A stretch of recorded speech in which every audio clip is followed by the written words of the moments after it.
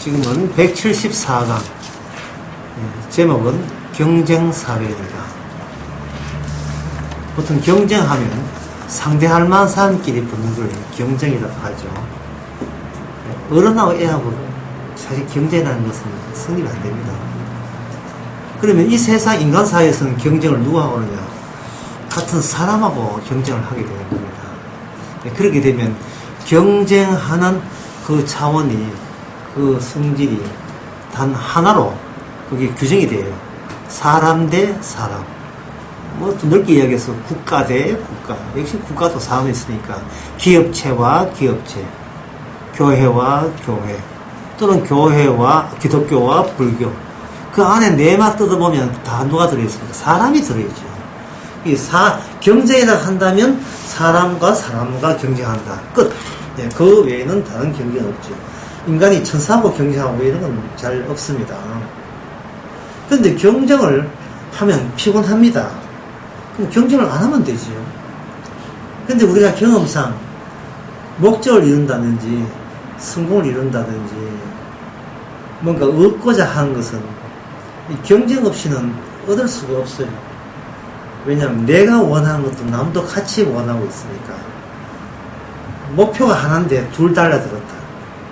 자연적으로 경쟁할 수밖에 없습니다. 그래서 이 세상의 경쟁을 일단 이렇게 정리합시다. 일단 모든 사람들이 경쟁할 수밖에 없는 어떤 목표점이, 목표하는 것이 이 세상에 형성되어 있다. 그래서 사람들은 그 목표하는 것을 서로 얻기 위해서 경쟁한다. 그렇게 경쟁하게 나게 되면 그 승자에게 그 모든 영광이 주어진다. 이렇게 설명하게 되면 이 세상은 어떻게 됩니까? 꾸려가고 있습니까? 경쟁과 경쟁으로 이어져 있습니다. 하는 말이 이렇게 정답이 될 수 있습니다. 고요한 세상은 없지요. 고요한 세상 없어요. 어릴 때 가정에서 비닐하우스 가정에 있을 때는 경쟁 없이 그냥 꿈만 꾸는 일만 하면 된다고 생각하는데, 어릴 때 있는 그 아름다운 꿈은 사회에 나가면 경쟁 없이는 그 꿈을 주어지지 않는다는 것을 알면서 그때부터 인간의 몸은 아프고 피곤하기 마련이고, 얻는 걸 얻기 위해서 손해가 너무 극심하게 되는 겁니다. 나중에는 몸도 망가지고 정신도 망가지고, 그러다 보면 벌써 인생의 황혼기가 다 되죠. 자, 그러면 성경에서는 그러면 인간 사회가 이렇게 경쟁의 사회라면, 그러면 하나님의 복음과 구원은 이 세상에 들어올 때 어떻게 들어가는가? 역시 경쟁합니다. 역시 경쟁해요. 아니, 구원은 그냥 주어지는 게 아닙니까? 그냥 아무것도 아닌데 값없이 그냥 주어지는 게 아닙니까? 우리가 어떤 들을 상식 같으면 그렇게 생각하죠. 그냥 준다. 그냥 주시는 건 맞는데, 그냥 주시기 위해서 그 주시는 분이 이 땅에서 경쟁해서, 그래서 성자가 되어서 얻어진 것을 우리에게 그냥 주시는 거예요.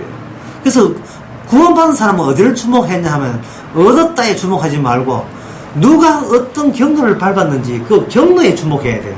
얼마나 나 때문에 고생했는지를. 그것에 주목하고 그것을 고백하는 자가 성도입니다. 그 신자예요. 나 구원 얻어 챙겼다. 이거는 욕심쟁이죠. 이거는 주님을 이용한 거고, 그거는 신자라고 할 수가 없습니다. 정말 신자가 되었으면 나에게 찾아오기 위해서 경쟁이 심한 이 곳에 치열하게 경쟁하시면서 기어이 우리에게 구원을 건네주려고 참 개인도 파는 이상의 피를 흘리면서 노고를 하면서 이렇게 오신 거예요. 그렇다면 이제 그게 만약 진실이라면 우리는 그러면 그 하나님이 하신 그 경쟁에 고생한 것을 우리가 찾으면 되지 않겠느냐? 요 경로로 오셨구나. 이 경로로 오셨구나. 그럼 그것을 찾게 되고 발견하게 되면, 하나님의 그 구원된 사람이라고 확인을 할 수 있겠다. 그런 아이디어가 들겠죠. 그런데 그 경로가 성경에 어디에 나오냐? 마태복음 2장에 나옵니다. 크리스마스 때 주로 나오는 그런 성경 이절 나옵니다.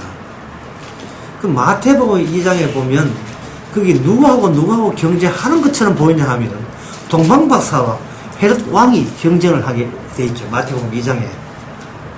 애들도 아는 거죠. 헤롯 왕 때에 동방에서부터 박사들이 예루살렘을 찾아왔다는 이야기입니다. 그들은 싸우러 왔을까요? 곱게 왔다가 곱게 다녀가려고 했어요. 곱게 다녀가려고 생각했죠. 근데 이 세상이 어떤 세상입니까? 경쟁하는 세계입니다. 본인의 동방박사 본인의 생각에 그냥 조용하게 갔다가 조용하게 빠지고 싶어도 하나님께서 그걸 용납하지 않습니다. 너도 하면 네가 원치 않는 경쟁에 휘말려야 된다는 거예요.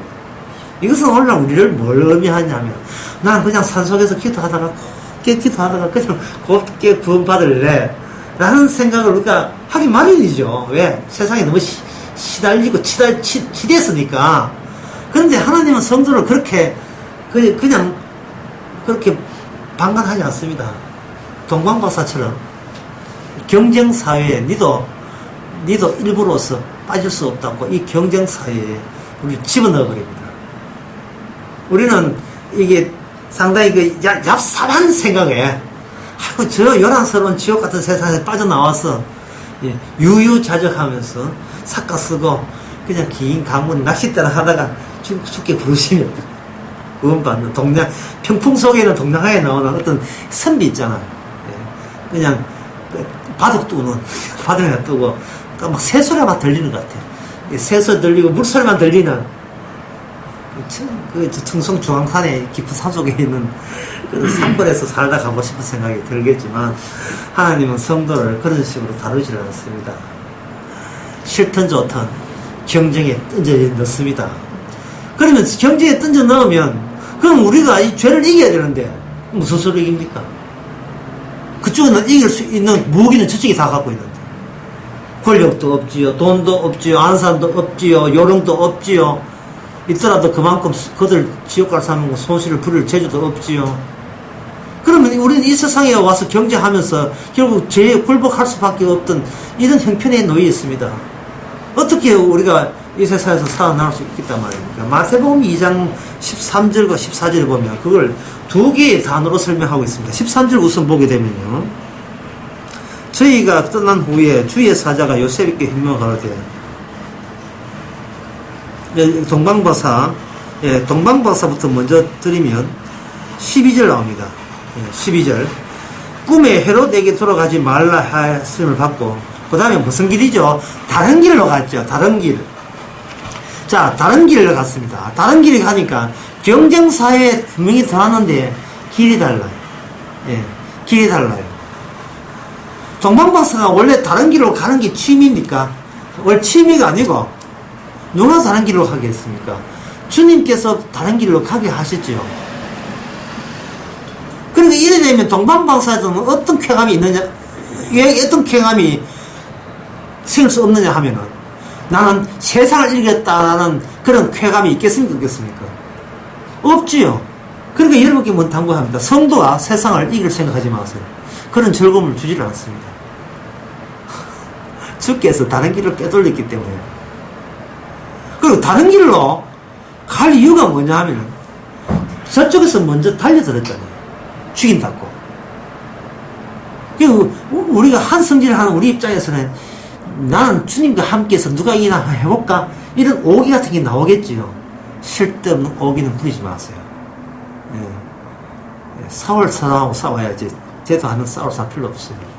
저쪽에서 공격할 때는 주께서 다른 길을 예비하셨다는 것을 생각해 주시기 바랍니다.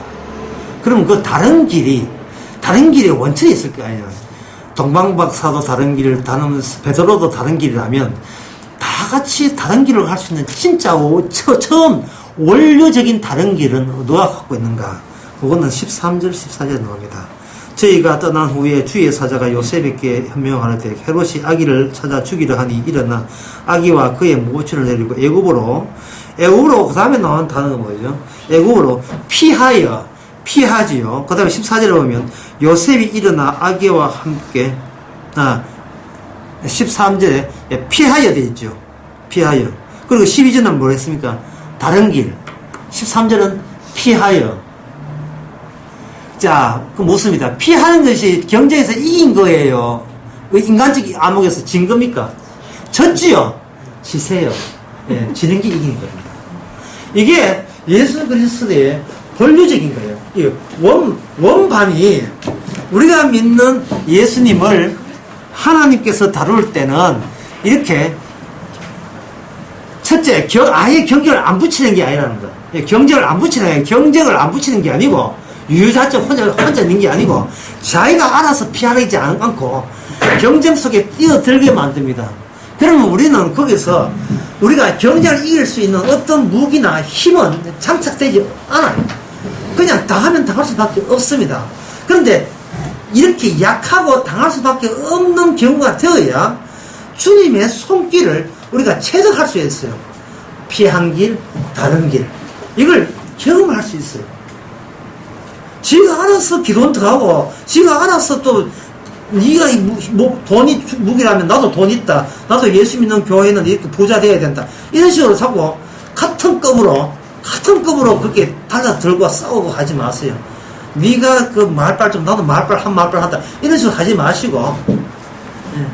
그쪽에서, 예. 뭐 쓸데없이 성경 이야기는 축구하고 이렇게 사세요. 전혀 다른 쪽으로 대처하세요. 미리 손들어 보세요. 졌다. 네. 오늘 첫 번째 강의의 핵심은 졌다. 네. 뭐 정치 이야기 하지 마세요. 예, 졌어요. 예. 모든 권력에 지고 새누리당에 지고 민주당에 지고 예.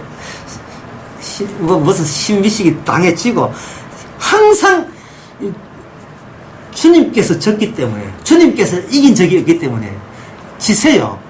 지고 보게 되면 자존심 깨지고 위신 깨지고 체면담 망가지고 그 현장에 누가 기다립니다. 이제 왔냐? 하고 주께서 우리를 반겨줍니다. 스데반 집사가 졌습니다. 돌에 맞아 죽었습니다. 누가 봐도 졌습니다. 돌에 권력에 주께서 일어서서 영접했습니다. 예. 집시다. 이게 경쟁사에 우리를 집어넣은 하나님의 취지입니다.